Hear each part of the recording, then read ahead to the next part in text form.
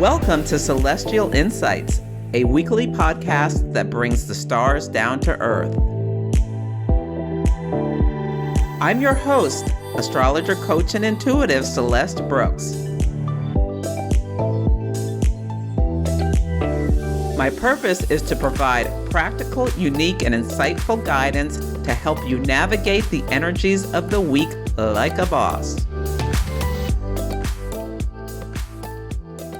Hello, this is Celeste of Astrology by Celeste, and on this episode, I will discuss the astrology for the week of November 17th, 2024. The 2025 Predictions Workshop that I did with two of my astro besties, Sarah L. Harar and Tiffany Harelik, was out of this world. It was so good. We have done this 3 years in a row, and I swear they have outdone each other.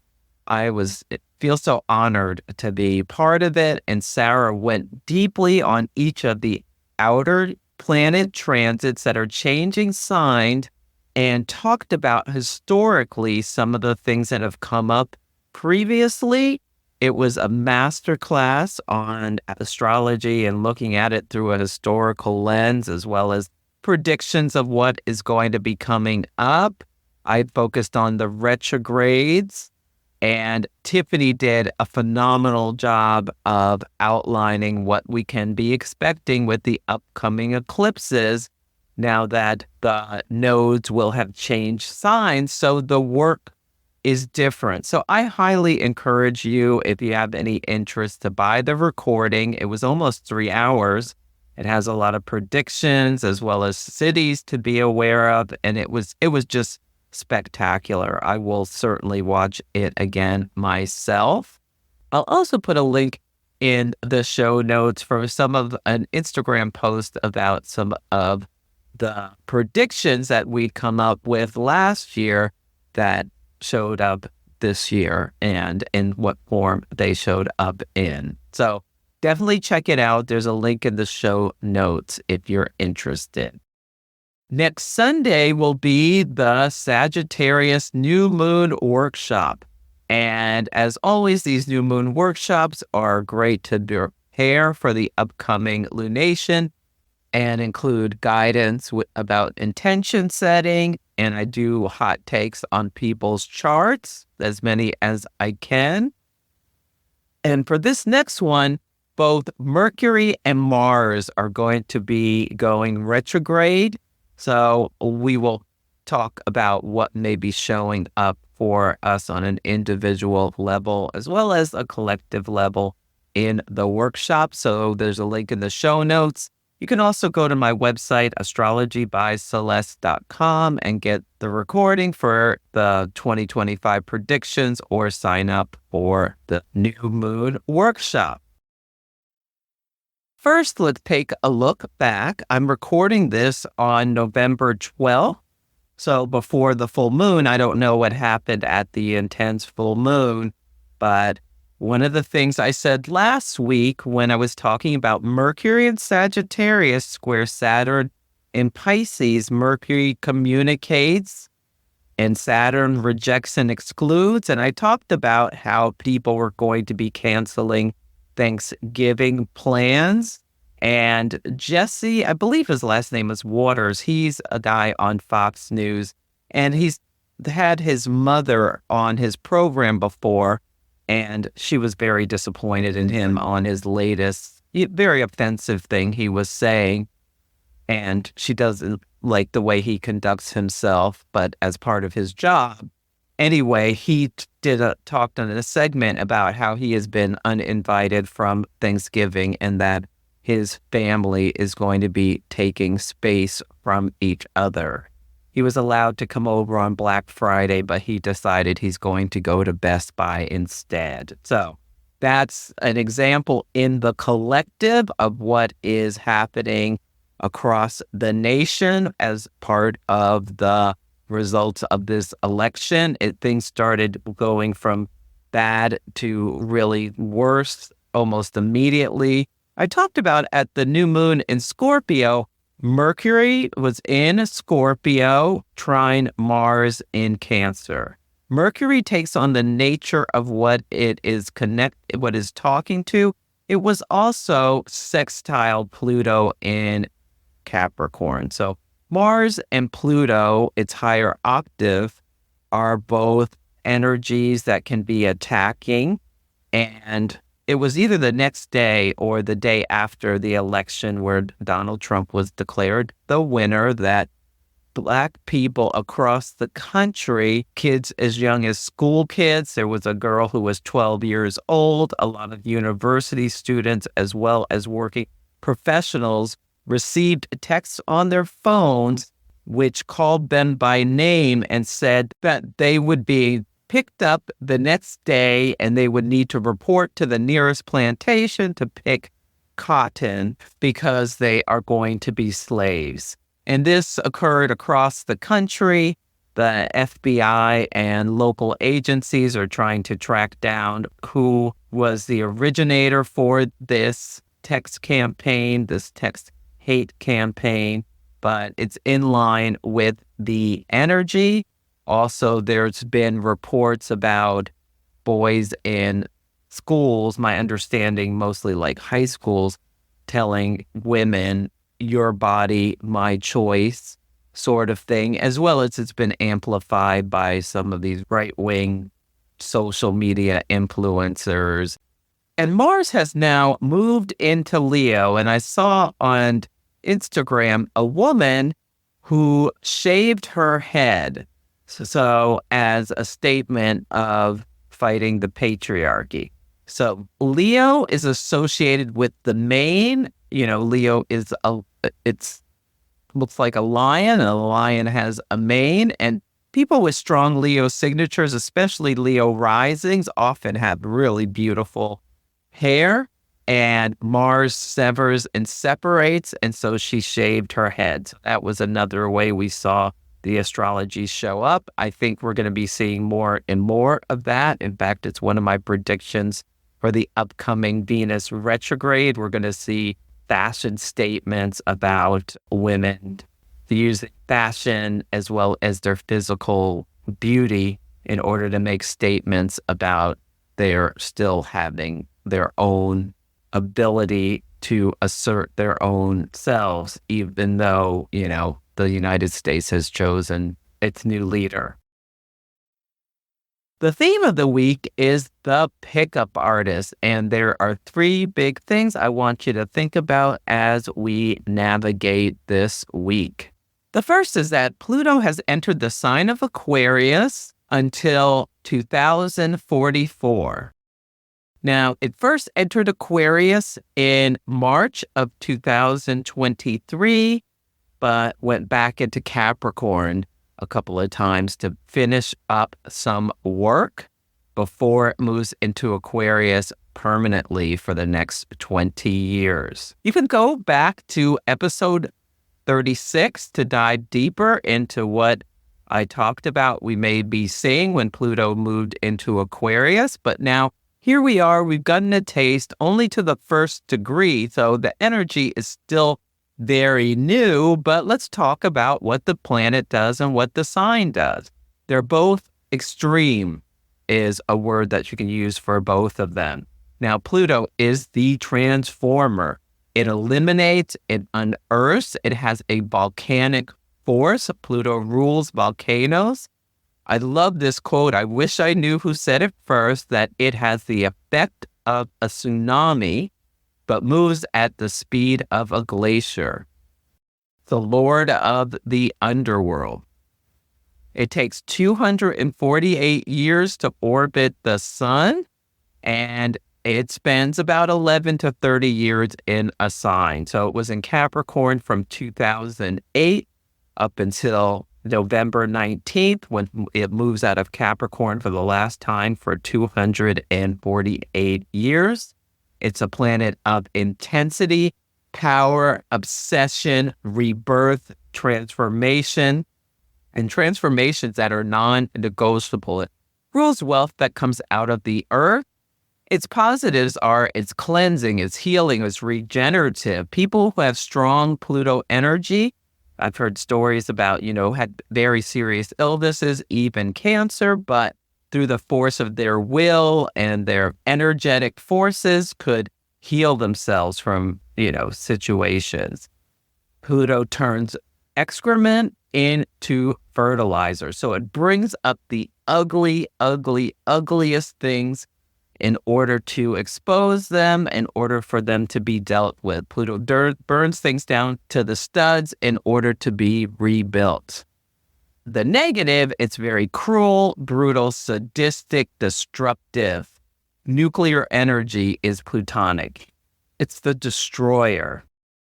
And Aquarius is fixed air. It rules things like technology and science, the internet. You can think about how, Saturn is the traditional ruler and Uranus is the modern ruler of Aquarius. It's very future focused. And Capricorn and Aquarius are very different because Capricorn is a hierarchical structure and Aquarius is more flattened down, where on the positives, it can be about people being treated the same no matter what. Some of the negatives are it can be just the rebel without a cause, someone who is extremely perverse. That is very Aquarian as well. But on the other side, it can be someone who's humanitarian. We can think about anything that flies as an Aquarius topic, like birds or drones, astronauts. They go into outer space, which is ruled by Uranus. It rules groups, clubs, friends, and things like Congress or other legislative branches of government. The society as a whole, the collective. And right around the time Pluto went into Aquarius, ChatGPT was the big news headline. And this technology essentially gathers all the information there ever was. Information is very air Aquarian. Can, write your dissertation for you. Also, we've had the hottest days on Earth, which is changing how people and places people can survive. So that's causing massive transformations. We're seeing massive forest fires, flooding. All of these weather events have corresponded with Pluto's first entry into Aquarius. So pay attention to what stories you're reading in the news and what you're hearing from people. On November 19th, that's Tuesday, when Pluto moves into Aquarius. For the U.S., we know that the Trump administration has plans for massive deportations, as well as rounding people up and putting them into camps, people who have entered the U.S. illegally. So we're going to be seeing that in the U.S. as part of the story.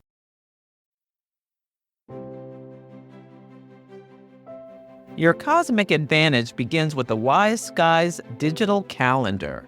With descriptions for every planetary and lunar event, all levels of astrology enthusiasts can enjoy the calendar on any device and now in many languages. With this superpower in your back pocket, you will be fully equipped to understand the astrological weather any day of the week. My good friend and collaborator, Tiffany Harelik, creates this calendar every year and I use it daily. I highly recommend it. Use my coupon code for $10 off. The code is ABC2024 or ABC2025, depending on the year. Let the universe have your back with the Wise Skies digital astrology calendar.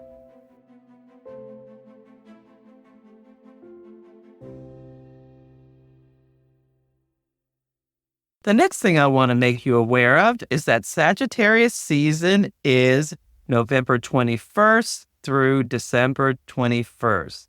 Sagittarius is a mutable fire sign. Fire signs are yang energy, which push the energy out. The high road, this energy is joyful and inspired. Sagittariuses can make great storytellers that capture your attention and keep you enthralled while they spin this web of a story. A lot of pop stars and athletes have strong Sagittarian energy. You can think about the glyph is the horse. There's a lot of movement. So amazing dancers like Britney Spears is a Sagittarius. A lot of football players are Sagittarius, with that fancy footwork, that movement. It rules the hips, the thighs, the liver, and the gallbladder. Now, low road Sagittarius can be excessively loud, preachy, lacking in tact, or outright rude, just saying things that it thinks are the truth, regardless, how it will be taken by other people. And Jupiter rules this sign. And Jupiter is currently as far away from home as it can be in the opposite sign of detriment. And a planet in detriment can act in extreme and ineffectual ways. Jupiter is reporting into Mercury because Mercury rules the sign of Gemini, and Mercury's now in Sagittarius. So these two planets are in each other's signs. That is called mutual reception, which can be nice, but they're in each other's signs of detriment. And Jen Zart, a brilliant astrologer, put it very well. I think she was quoting someone else who said that two planets in each other's detriment, especially this matchup, is like two drunks helping each other home from a bar. Because mutual reception is usually good because you can lift each other up, but you're lifting each other up kind of from the gutter. Anyway, this is a long roundabout way of saying that people can get on their hind horses about their own personal belief systems and start seeing their opinions as fact and get very loud and argumentative. I wrote down, get out of my house. This is going to be the energy that we're having around Thanksgiving and, beginning of holiday season, where people, because of belief systems, are going to be, having a lot of disagreements, especially once Mercury goes retrograde, which I'll talk about next week. I should say, some things you can think about with Sagittarius energy. Sagittarius is really expansive and interested in things outside of itself. People with strong Sagittarius energy are often very interested in travel and travel to different cultures and really fascinated by the differences and can see all the value in how different people and how they think are fascinating and can aid to the collective energies.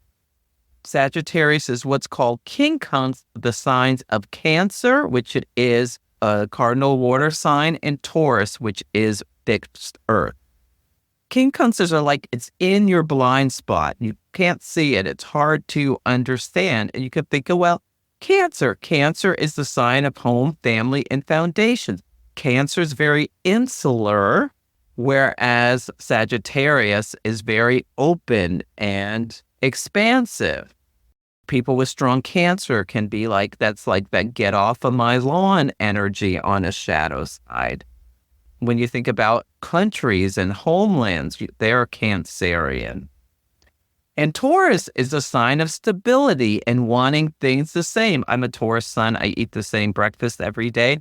For a Sagittarius, that with that mutable energy versus the fixed energy, that would be so boring. It's how can you eat that same breakfast every day? So that's something you can think about, comparing the Sagittarius energy to two signs, which is very different from when a sign's quincunx another sign. They have nothing in common by element, and the elements are fire, air, earth, and water, or modality, cardinal, fixed, or mutable. Cardinal's initiating, fixed holds the energy. Mutable wants to adjust and change things. I love the sign of Sagittarius. This energy is exuberant, but just keep in mind there's really easy entry into clashes if that's the way one wants to go, especially after Mercury goes retrograde, which I'll talk about next week. Sagittarius energy can also be very inclusive. welcoming someone who's not your actual relative into your family for Thanksgiving dinner. Like the pickup artist comes from there. Like you pick up another person, make another plate at the dinner table. And there was a story, beautiful story about 10 years ago where this young man had accidentally texted this woman, and they became friends, and she invited him over to Thanksgiving dinner or some Christmas dinner or something like that. And he was Black and quite young, like 20 years old, and she was like in her 60s and a white lady. And it was just a beautiful story about people from different cultures connecting from this accidental text, which is so Mercury retrograde. And yeah, maybe there'll be some feel-good story like that. Nice things come out of all of the conflict with someone finding a new family when they are no longer aligned with their old one. The last thing I want to make you aware of is that we're going to have a last quarter moon on Friday at 1 degree of Virgo. This mutable earth sign is one of chopping wood and carrying water, doing the mundane tasks that help us bring organization to our lives. It helps our lives run smoother, like cleaning up the kitchen, putting away the dishes, organizing your closet. If you take vitamins, putting them into this little like pill boxes that have Monday, Tuesday, Wednesday, Thursday, Friday on them. So you put all your vitamins in the different parts of those containers so that it's easier to just grab them and take them rather than open every bottle individually every single day. That's Virgo energy. It rules service workers. So there possibly will be news about all of the changes that are coming to the government and its different agencies during this last week of the moon cycle. The moon is going to be parallel the asteroid Hygeia, which has to do with health. So notice that there's news about who will be the Surgeon General or other health news. The moon phase family, this 27-month cycle where you can go back and look at the dates and see if there is a common theme, especially if your chart is activated by having a planet or a point near these Virgo degrees.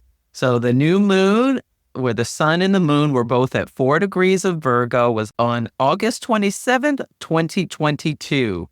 The first quarter moon of this cycle, 9 months later, where the sun was in Gemini, the moon in Virgo, both at 6 degrees, was on May 27th, 2023. The full moon of this cycle, where the sun was in Pisces, the moon in Virgo, both at 5 degrees, was on February 24th of this year, 2024. And on Friday, we have the last quarter moon. The sun in Sagittarius, the moon in Virgo, both at 1 degree. This is November 22nd, 2024. So what was seated at the new moon that had a course correction at the first quarter was illuminated at the full moon? And now, what lessons have you learned? And are you ready is it almost to completion to start something else anew? So the Sagittarius sun, the sun at 1 Sagittarius, the tarot card correspondence is the 8 of Wands. This is a card, fast movement, fast changes, air travel. It looks like all the wands are like flying fast, going in one direction. The Sabian symbol for this degree is the ocean covered with white caps. So it gives thoughts of blustery days, can be overblown reactions or quick storms comes to mind. The moon at 1 Virgo, the tarot card is the 8 of Pentacles, which is a card of mastery, skill development, repetitive tasks. That card reminds me that, it takes 10,000 hours to be an expert. The Sabian symbol is a large white cross dominating the landscape, stands alone on top of a high hill. So this gives thoughts of religious ideals dominating. It makes me also think, come down off the cross if someone is acting like they're such a victim or something like that. You can think of, notice if you see churches by the ocean, that brings together both of these. Degree with talking about the medical aspect is someone who is a religious figure made head of a department that's associated with health.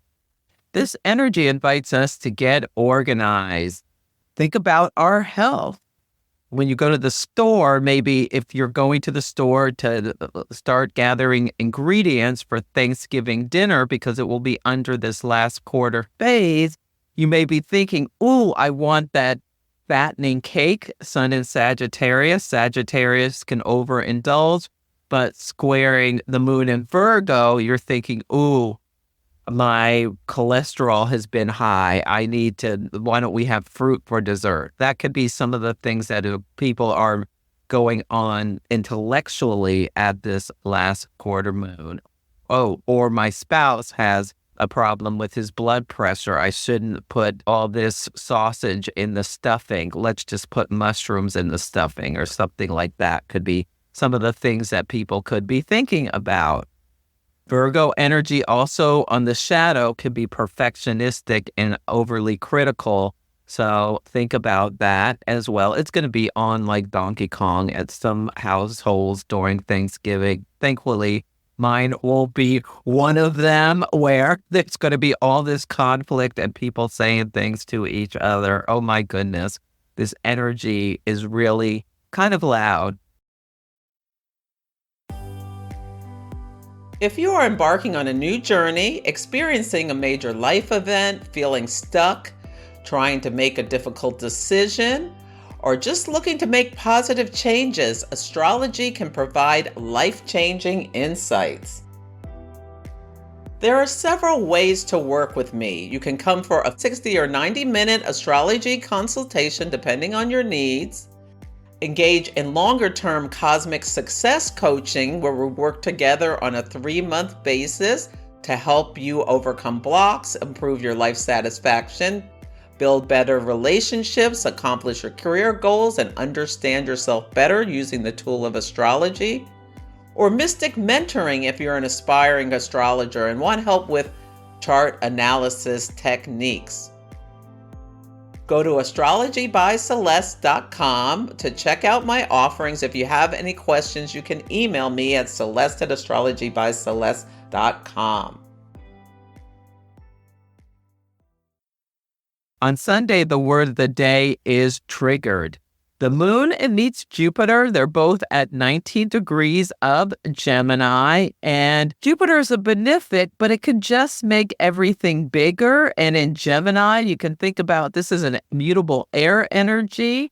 And emotionally, people can be very communicative. And someone says something and someone else has a bigger reaction than normal, because Mars in Leo is semi-square Jupiter. So there's this like kind of tension. Mars can poke, and somebody could be triggered with something someone else says. I just recommend with the moon in Gemini. Gemini rules the lungs. Take a deep breath before reacting. And this is one of the weeks where I started getting all these songs. So on Monday, the word of the day is stalker. And I wrote down Thriller, the Michael Jackson song, and Tales from the Crypt, because Vincent Price did the talking about at the beginning of that song. That music video was so epic when it came out.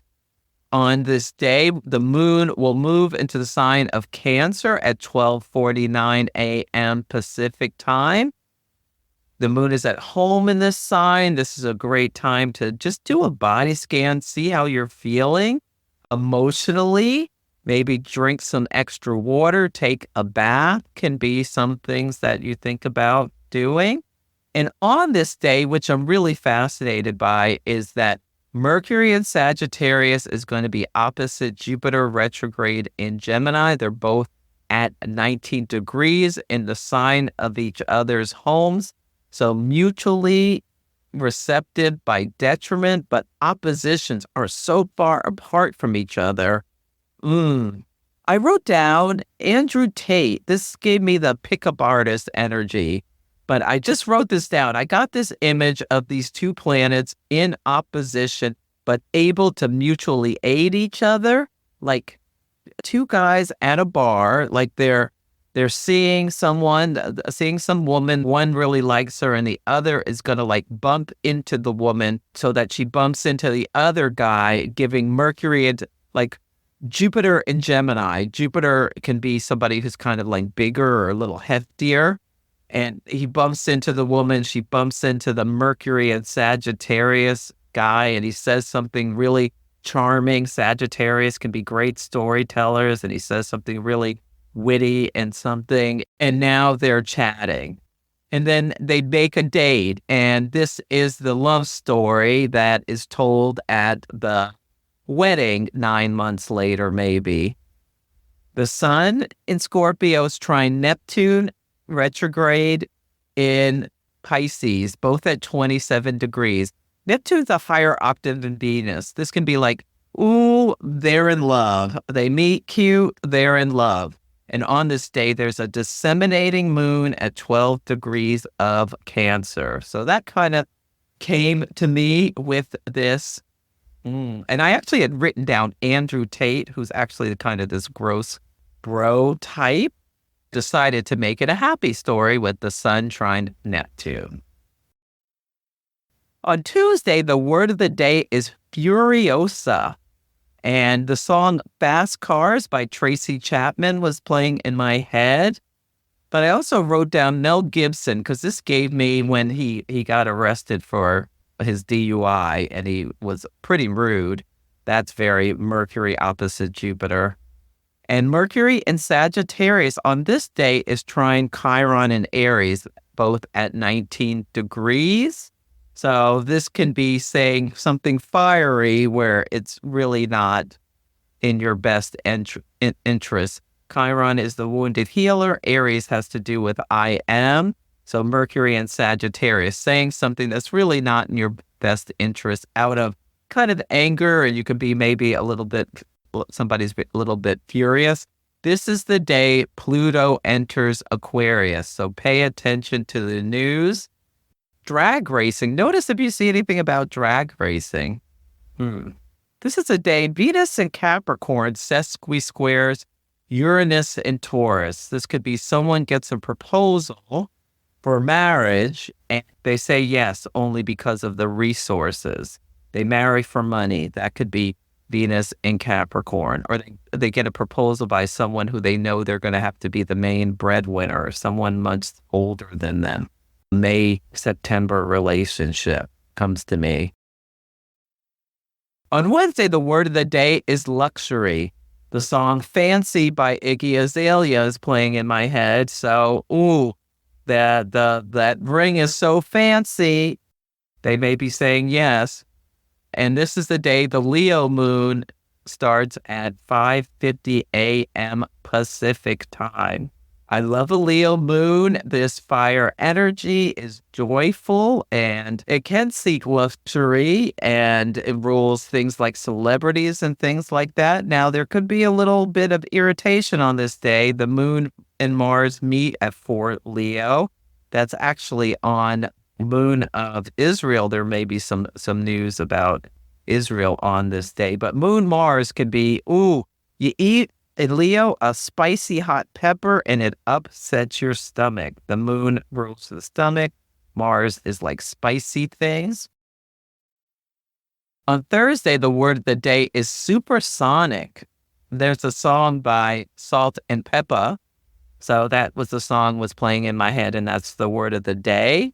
Notice if you hear news about some kind of transportation vehicle, Mercury in Sagittarius, that goes really fast and travels a long distance. That could be Mercury in Sagittarius opposite Jupiter in Gemini. So notice if you see anything about that this week. And it's interesting because Mercury and Jupiter are going to have 3 oppositions. So this story could have 3 acts. because Mercury's direct on Monday, then it's going to go retrograde back into Jupiter, and then it's going to go direct again. So there's going to be 3 oppositions coming up over the next month. So if there's a story that starts on Monday, it may not be over, even if you think you made a deal. The sun enters Sagittarius at 11:56 a.m. Pacific time, and the season begins. So really notice what you see and read and hear about Sagittarius. Things are Sagittarius themes. So long distance travel, universities and colleges, the hips and the thighs, the liver and the gallbladder, religious figures. Is there news about the Pope or any kind of other religious leader like that? On this day, the sun in Sagittarius sextiles Pluto in Aquarius. They're both at 0 degrees. So when the planets are at 0 degrees, there's always something brought into our consciousness. There could be some story about a religious organization and power dynamics that impacts a lot of people, or a leader or a celebrity who's a Sagittarius who's exposed to maybe abused people, a lot of people, Pluto in Aquarius. On Friday, the word of the day is stop. I got the song Stop in the Name of Love by the Supremes. On this day, Venus in Capricorn is sextile Saturn and Pisces, both 12 degrees. Venus sextile Saturn, what are you willing to commit to? You know, Saturn has boundaries. Venus, love. If you loved me, you would clean up the kitchen. If you loved me, you would stop working and let's go out to dinner is coming to mind. The Virgo moon begins at 3 p.m. Pacific time. It's a great time to think about being of service.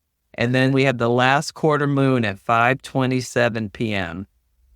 The last quarter moon is the crisis of consciousness. It can be a time where we psychologically integrate what's come before. So over this next week, people are really going to be coming to terms with things that maybe started at the beginning of at the Scorpio new moon, like the election, or Jason Kelsey's dealing with the fact, oh my God, I slapped that phone out of that guy's hand. Now I have to deal with legal consequences. I got to pay this lawyer to take care of this situation. So, like that. Mars in Leo on this day is trying the North Node in Aries. Aries and Leo are both fire signs, and Mars is a malefic that takes away from life. There's been all kinds of fires on the East Coast in New York and New Jersey. Hopefully they're out now. This could be fire breaking out in some other place. Mars transits come in early, so maybe a couple of days ago, some kind of fire broke out somewhere. It's now cold enough. Maybe this is the first day you light your fireplace. On Saturday, the word of the day is SNOOP, and the song I get is The Next Episode by Dr. Dre and Snoop Dogg. La-da-da-da-dee. The moon is opposed Saturn on this day. The moon in Virgo opposite Saturn in Pisces. I get the feeling like some people are glum, like thinking about all of the shopping they have to do for Thanksgiving. Am I going to be able to get everything done? Ooh, I have to stand in line at the grocery store. These errands are getting on my nerves is something that came to me. But the next episode, we'll see. Notice if you see something that feels like a cliffhanger. Are you snooping in somebody's DMs? Or there are text messages? You can think about things like that. Notice what comes up to you on that day about the snoop. So that's it for this week's episode. Feel free to email me at celeste@astrologybyceleste.com with any astrology and action stories, or let me know how the daily themes are playing out for you. So take care, and I will catch you next week. Thank you for listening to Celestial Insights. To learn more about my work, please visit my website, astrologybyceleste.com, where I offer personal readings, horary consultations, cosmic coaching, group events, and classes to help guide people to higher levels of fulfillment. You can also find me on Instagram, YouTube, TikTok, and Facebook at Astrology by Celeste. If you enjoyed Celestial Insights, please help others find the show. Follow, rate it 5 stars, or write a nice review. I would so appreciate it. I'm astrologer, coach, and intuitive Celeste Brooks, and I'll be back next week.